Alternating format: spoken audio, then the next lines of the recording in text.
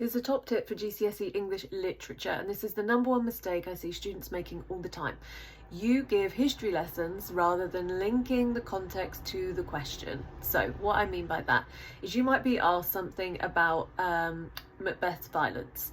You then go off and you give a whole history lesson about violence. But what we're looking for is something very, very clear.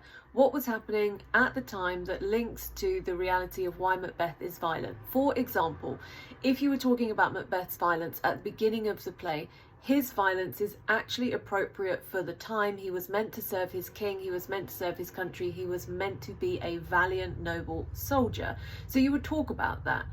Then you would talk about how his violence later on in the play becomes part of his inertia, it starts to take over.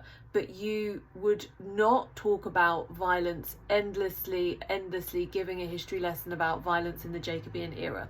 So the number one thing you need to do is link your context to the subject of your question rather than giving an overall history lesson.